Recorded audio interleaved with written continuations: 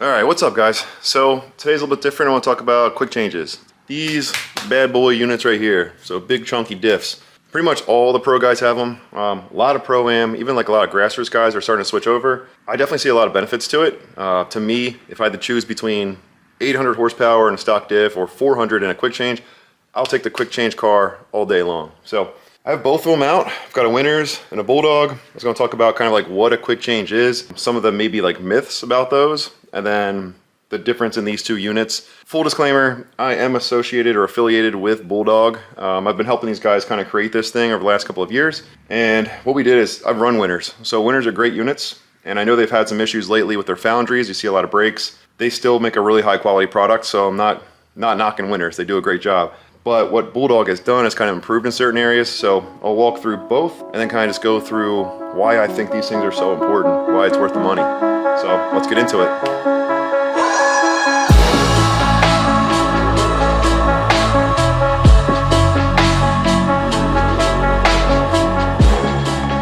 Okay, so two big diffs. This one here is the Winters. It's in this raw aluminum look. The Bulldog is over here. It's got this black heat treat coating to it.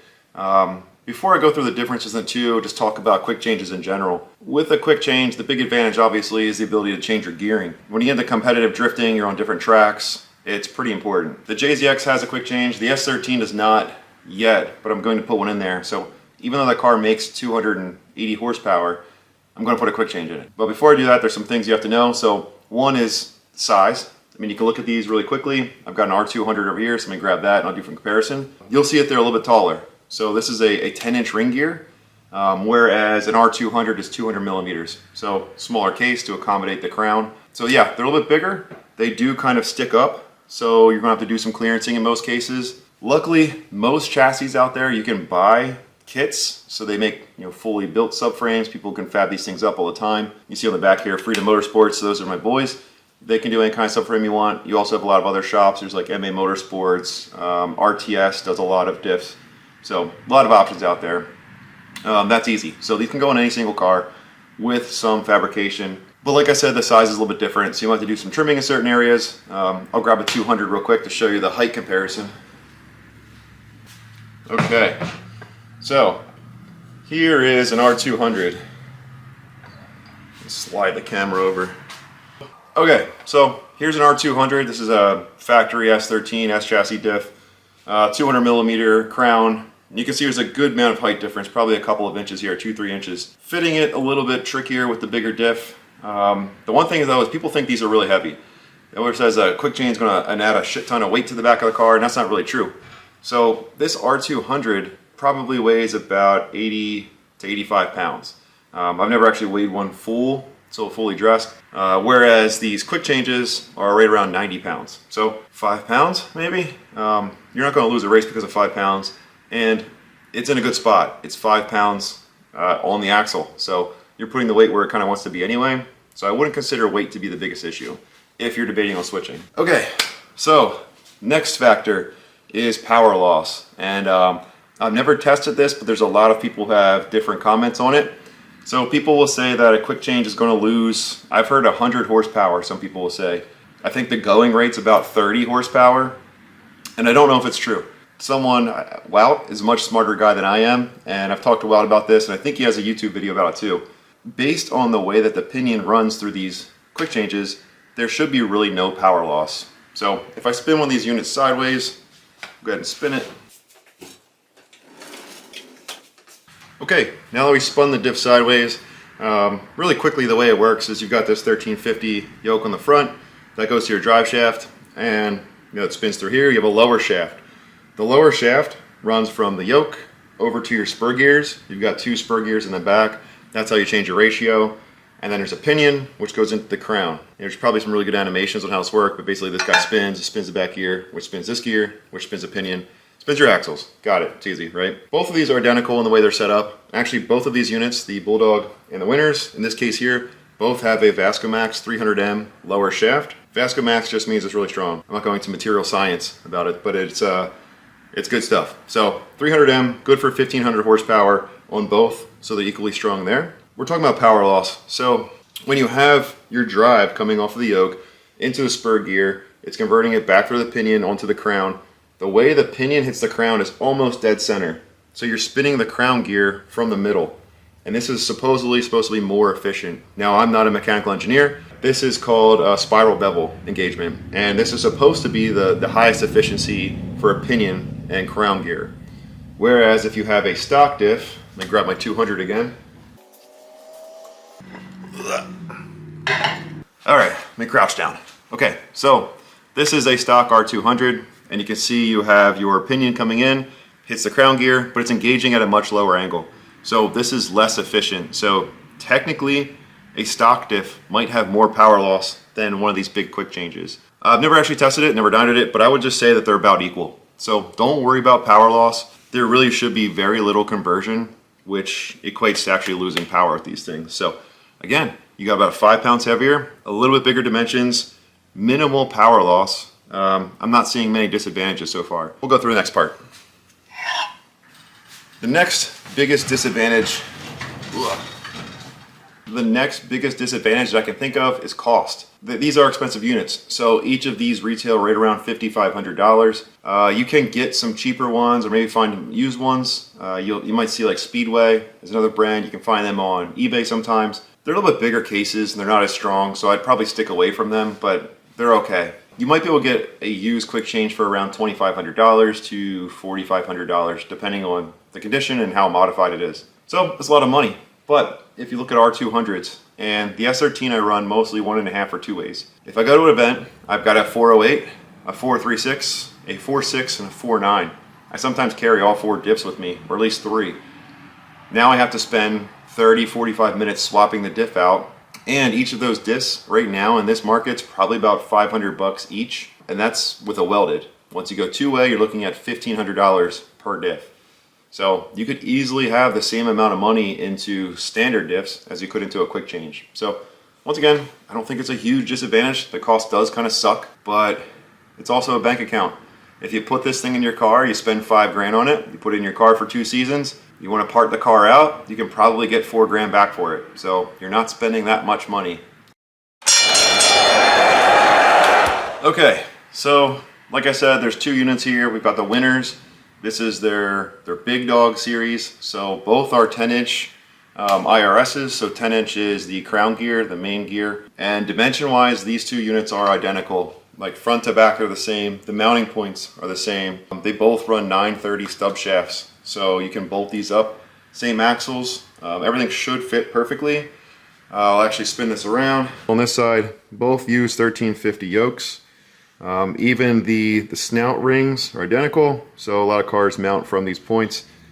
Don't worry if you switch between the 2 because they're the same. So that's nice. Even side bells, you have the same kind of mounting hardware. So the good news here is that if you are swapping between the 2 different brands, there's no issue. Now I'll talk about the difference in the 2 units. Early on I mentioned that Winters has had a couple of issues lately with their castings, mainly splitting the main case, and that's probably just due to foundry issues. So during COVID, I think people had a lot of supply issues. They may have jumped manufacturers. That's part of the issue. So like I said, I don't want to knock Winters because they make a really great unit. I've had several Winters. This is one of the good models, a little bit older, right before they switched. Maybe you need to work through their kind of situation right now and then come back to them. But yeah, I'm definitely biased towards the Bulldogs. So the Bulldogs themselves, what they did is they've been in business for 50 years. And this is what they do. It's quick change rear ends. But this is their first IRS unit. Now that they understand how big the drifting market is, there will be a second version coming out soon in 2023, probably released at PRI, which will be a little bit better. This one here is a magnesium case. This one here is aluminum case. The magnesium's a little bit lighter, much more expensive.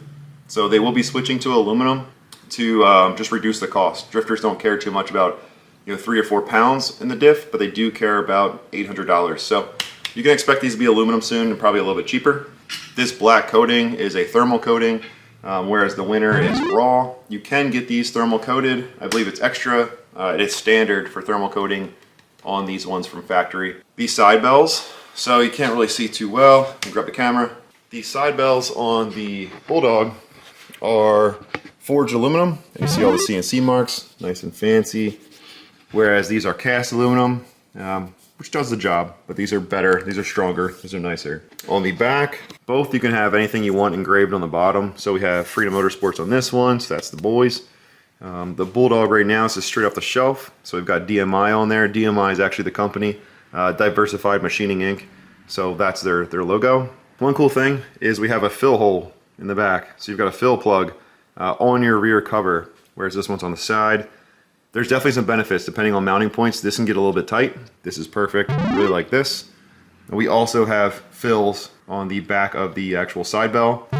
There's none over here on the Winters. And you've got locations for a breather. You'll see one on top and bottom, and that's because this can be mounted inverted. If you have a Corvette, you can flip it over and run it upside down. This is the breather on the Winters, which works. It's a little silicone tube. I'd say it's a little bit restrictive, could probably use a little bit more air. In some cases, I've pulled this apart, pull the rear cover off after driving, and it feels pressurized. The Bulldog has this little brass filter. This seems to do a little bit better of a job.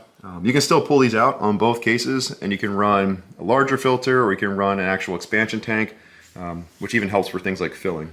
So the mounts, you'll see that the Winters has this built into the casting. It's a little bit wider, whereas the Bulldog has this slip-on adapter. So if you have different mounting locations, you can remove these.